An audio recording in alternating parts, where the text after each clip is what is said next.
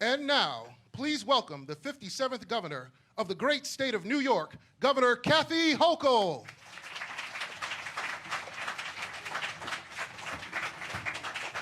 Good morning, good morning. All across New York, there's a change in the air. And I'm not talking about the heat wave. The mayor and I have spoken enough about the heat wave. We hope it goes away quickly. Everybody stay cool, but New York State is rapidly building the most expansive, equitable cannabis market in the nation.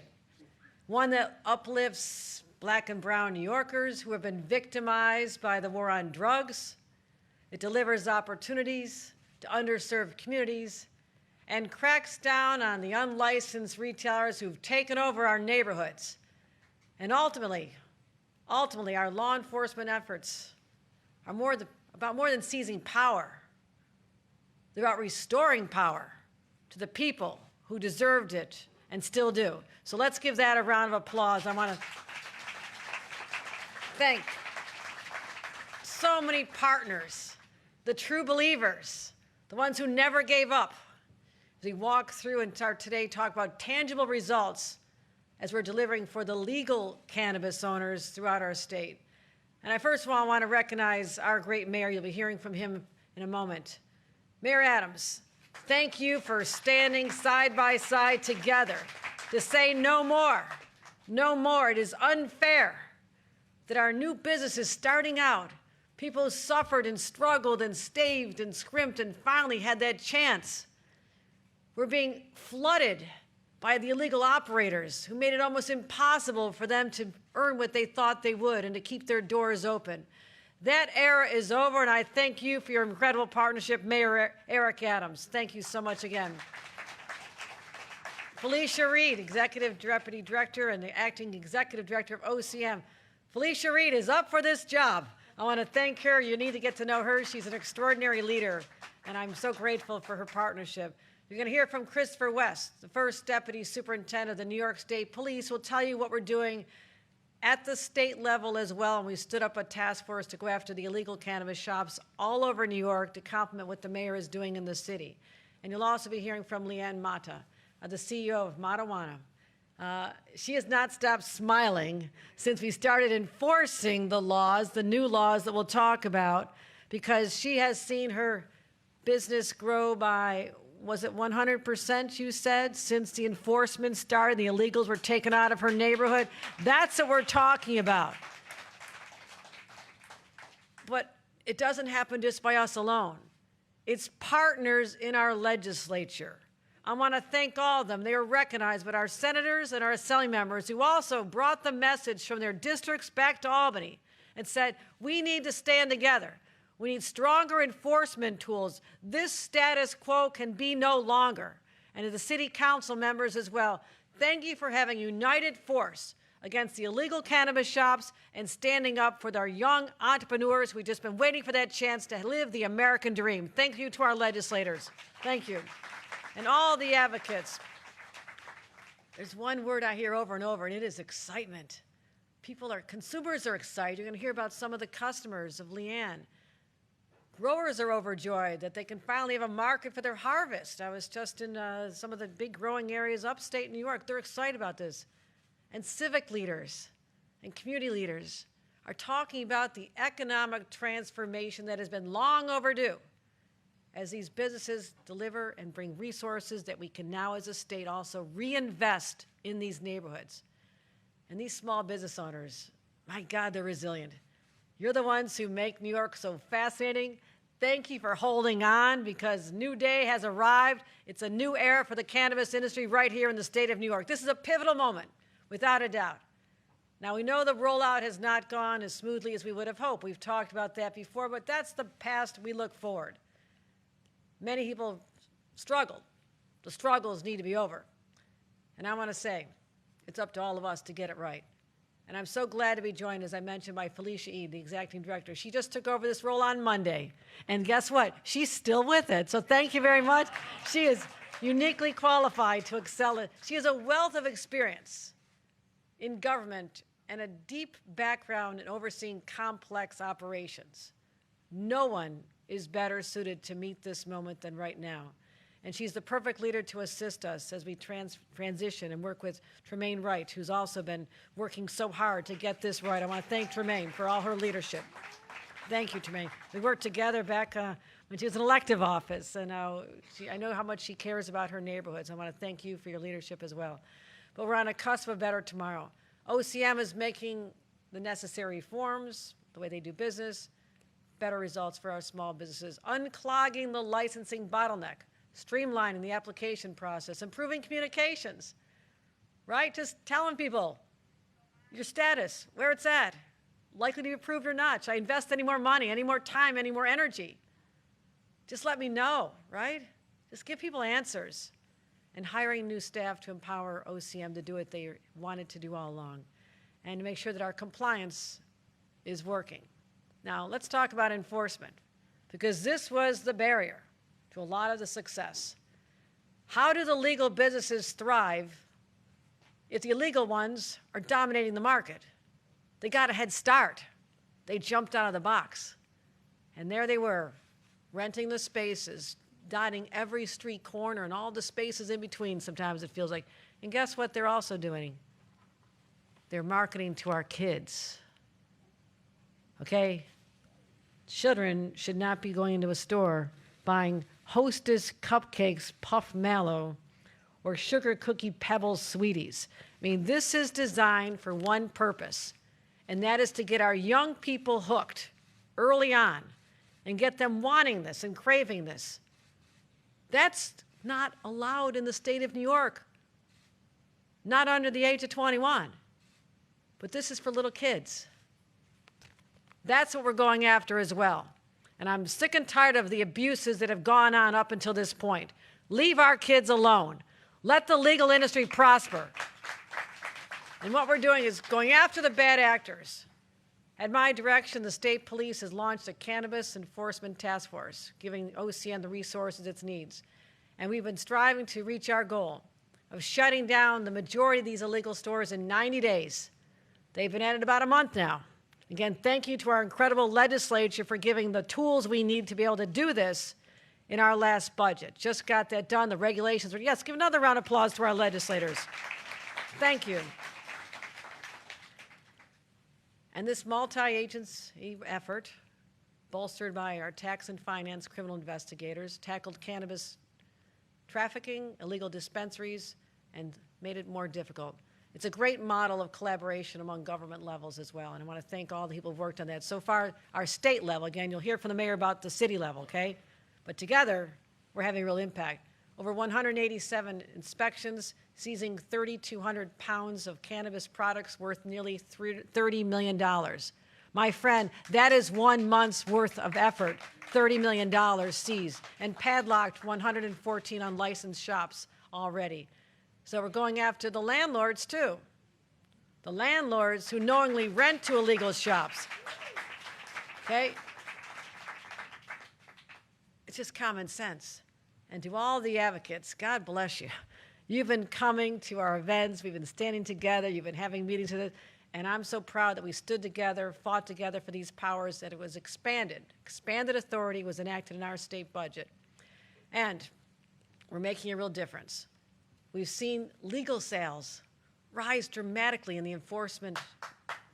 She likes that. There she is. In the enforcement areas. The progress is clear. First week of May to the first week in June, legal sales are up 27%. Let me break that down for you.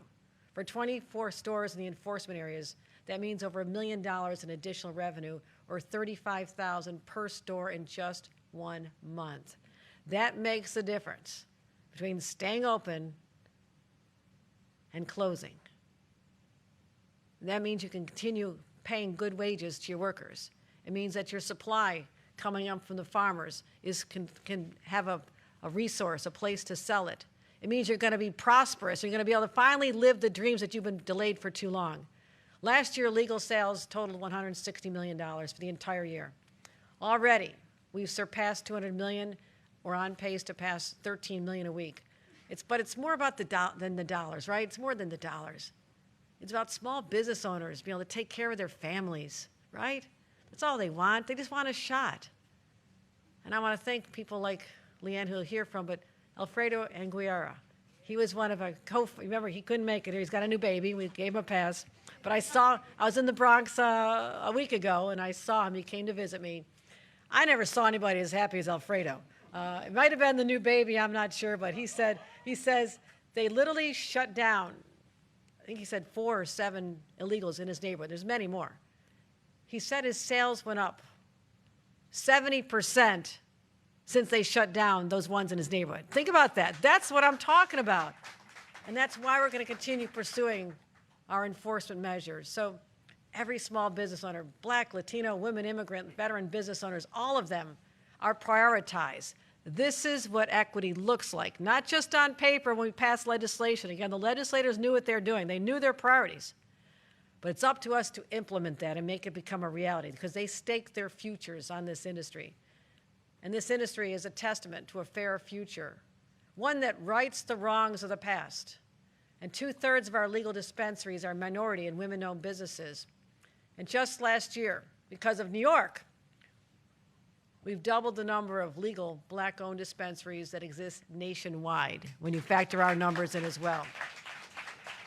So we're proud of this. We're going to continue our efforts, and we're going to stop those illegal sellers from operating the way they were. New sheriff's in town, and I want to thank the New York sheriff for all the work he has done as well with his teams and working so closely with the mayor. And we're just getting off the ground. This really means something to me.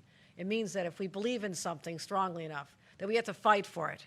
And we need to make changes to get it right. We'll go back and change whatever needs to change in the law, and that's exactly what our legislature and I did this last session.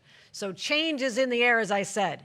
Sometimes you have to change the laws. Sometimes you have to change your direction. Sometimes you have to change your focus. But ultimately, change is going to make New York State the state it always should have been, more equitable, fair, and more just for the people who call it home. Thank you very much, everyone.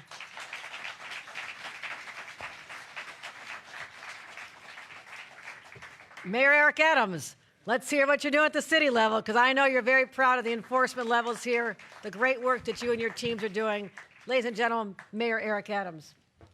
Okay, you're going big. You're going big, okay? This is we shutting down. That's right. If we could just have our state lawmakers stand up that's here, just acknowledge them, give a hand to them. I thank you so much. Thank you.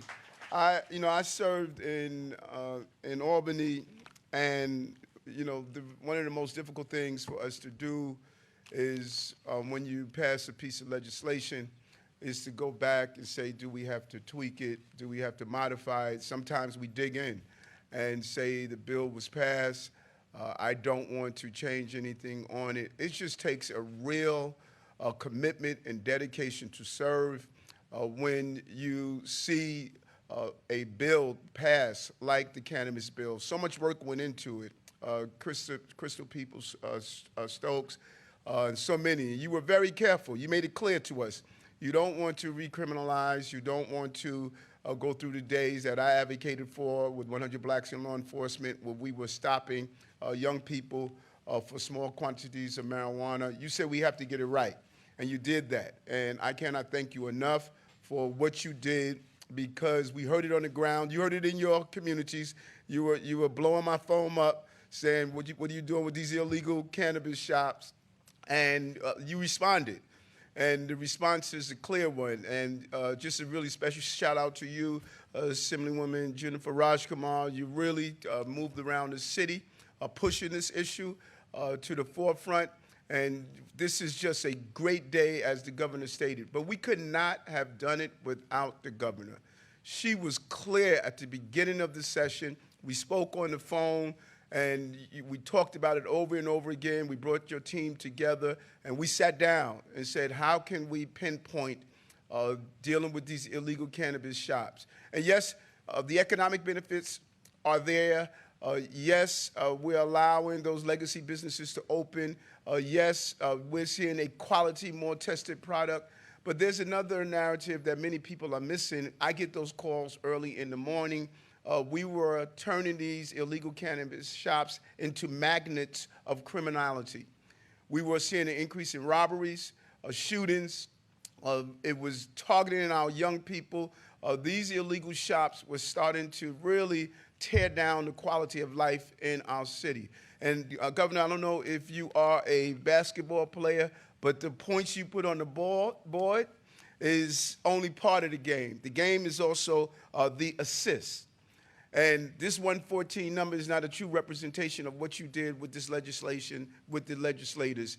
When you add that number to the assist of 400 locations we closed in New York City alone, we're talking about over 500 in the state of New York. This is one state, and that is a real progress in the right direction. That's the commitment that we witnessed and the success that came with it. When we instituted Operation Padlock to protect, we shut down 400 illegal smoke shops in just a few weeks, making a huge difference in our streetscape and improving the quality of life for all New Yorkers in record time.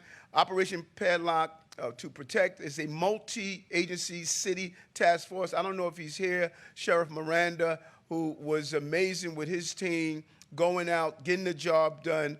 And look at the numbers. The numbers speaks for themselves. We have witnessed and seized $13.3 million in illegal products such as this. This was specifically targeting our young people. And those of us who are connected to our educators, listen to what they're saying.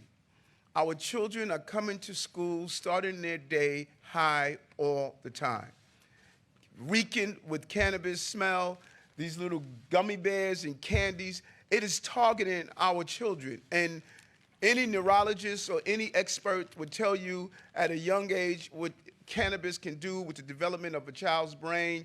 It's hard enough sitting in the classroom learning. Imagine doing it while you're under an influence of some of these products. Look at the colors of these products. These products are specifically going after our young people. But it gets even better for us. We've imposed more than $30 million in fines. Too long, these shops have undermined the legitimate businesses as we see what you are accomplishing. And I just learned today, our older adults, they're getting their joints, man. We said 300 a day, almost 300 a day, because there's so many benefits to cannabis when it's used correctly. And that's what legalization is about. It's about following the law. It is not about breaking the law. And the legal cannabis industry offers a once-in-a-generation going back and correcting the wrongs of yesteryears. I remember clearly what it did to black and brown communities and how it decimated so many and destroyed so many lives.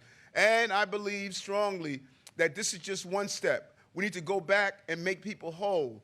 We need to erase those credit reports that people and young people have terrible blemishes on their credit reports because of their incarceration. There are things that we must do to make people whole for the over-aggressiveness of our cannabis laws in the past. Since we launched, more than 200 New Yorkers have participated in the city's first ever series of Fast Track for Cannabis Entrepreneurs session, connecting legal cannabis business owners and entrepreneurs with free training and advice. And Cannabis New York City has also provided 5,000 New Yorkers with education and community training through its 5-borough liftoff of Cannabis in NYC. So we're moving in the right direction. We're doing the right things. This is such an important initiative. Would not have been done if we didn't have a very committed, dedicated group of lawmakers and a governor that was very clear from the beginning. We knew we can get this right. And we went back and looked over again to make sure we got it right. And we're seeing the benefits on our streets every day. We hear it continuously from the people of the city of New York, and we're hearing it from the state. So we should get a black magic marker, cross out that number, give you your true number, not only the points you scored, but your assists. You made it happen, Governor, and I cannot thank you enough for making it happen. Thank you.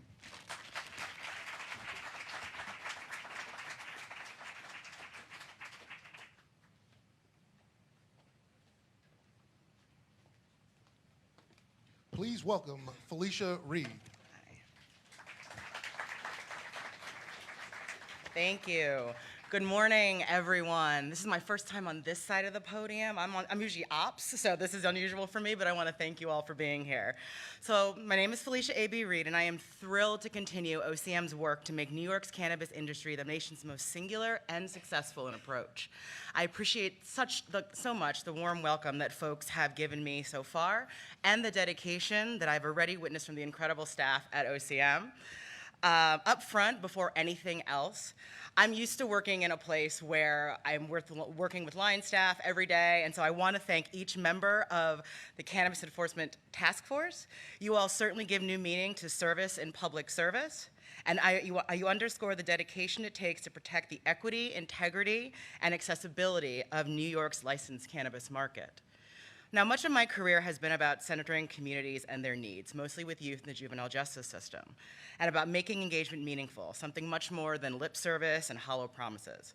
I know well how impacted communities are denied opportunities so easily given to others, and how systems and institutions with power purport to listen, but fail to make meaningful change with the things that they hear. The next chapter in New York's cannabis story is one of incredible potential, and already we're bearing witness to the kind of gains that results from focused intention and focused effort. At the last and my first Cannabis Control Board meeting, and under the great stewardship of Chair Tremaine Wright, 55% of the awarded licenses were issued to social and economic equity applicants. Just a clap for all of those folks, it's wonderful. Each of these New Yorkers is a new light in their community, illuminating the way forward for even more applicants and entrepreneurs to take their place in our state's expanding cannabis market. The future of cannabis in New York is blindingly bright, kind of like that light there. Licensure, enforcement, and compliance are my top priorities in the next few months, and OCM will continue to evolve and adapt its approach to meet both operational best practices and the MRTA's social equity goals. Cannabis is a dynamic industry that presents New York with an incredible opportunity to be a model for the nation and a leader by its example.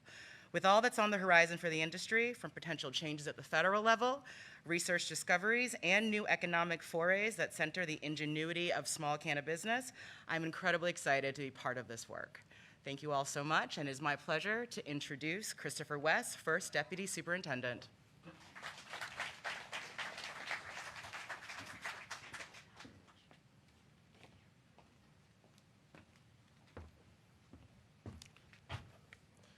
Good morning.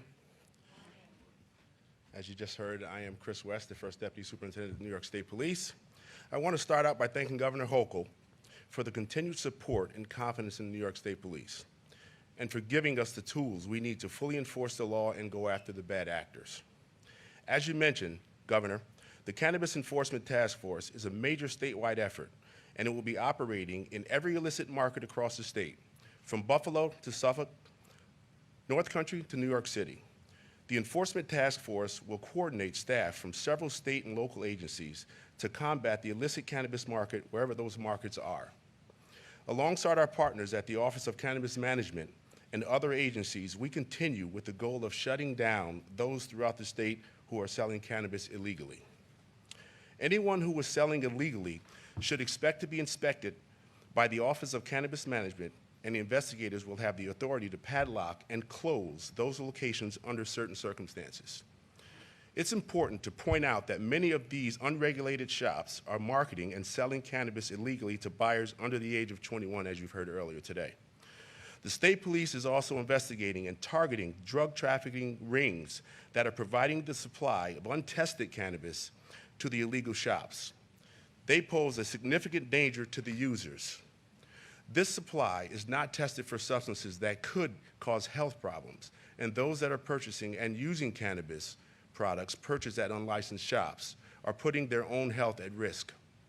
We continue to utilize our intelligence assets, and while also collaborating with our local and federal enforcement partners to choke off this illegal supply. Let me be clear.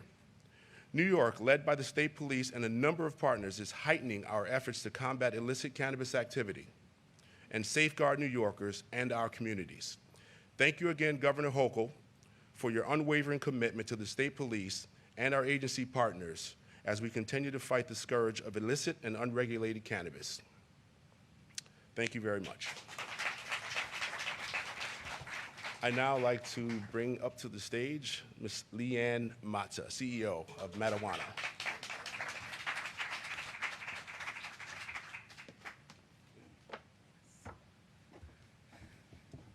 Hello, everyone.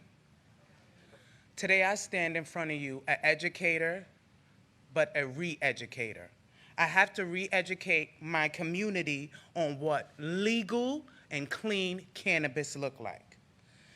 Legal cannabis dispensary owners pay 4 different taxes: state taxes, sale taxes, adult use taxes, and payroll taxes. This money is directly injected back into our community. This is what New York intended when they legalized cannabis in New York. Cannabis is not just a blunt. Let me tell you about Miss Debbie. Miss Debbie walked into my dispensary nervous and scared. She stated, "I am 79 years old and I never done drugs in my life, but I cannot sleep." She said, "I was scared to come into your shop because the illicit shops across the street from my home sell to children." She said, "I walked past your shop several times and saw you required ID, which the illicit shops are not doing." That's what made me come inside. My manager was so moved by Miss Debbie's story, he said, "Here go a tincture, take 2 drops under your tongue every night, and this will help you sleep." I stated, my governor, Kathy Hochul, promised to close illegal shops, and since she made that promise, over 70 illegal shops were closed in Brooklyn and over the last week. I'm not telling you this because of hearsay. I'm literally getting pictures and videos from my constituents showing me these stores being shut down. I would like to thank Governor Kathy Hochul for your hard work. You didn't sign up for this, but you are the person for this fight. I know you look at the legal cannabis like this is just it. No, this is just the beginning. New York have nothing but great things in store for the future of cannabis. I have hired over 21 staff members who receive over $20 to $40 an hour, livable wages. I'm also calling on OCM to let the card holders in limbo in. If there are so many illegal shops, the need is there, and we must supply the demand. I'm calling on my legal dispensary owners to make August 24th a day of action where we ask the kids to give it to us and we give them a gift card or something in return. It takes a community. We got these licenses not just about equity. We got these licenses to hire our community. We got these licenses to educate our community. We got these licenses so we could build our community up. Let's make our community stronger. Thank you so much to all officials. Thank you everyone for coming out. This concludes our program.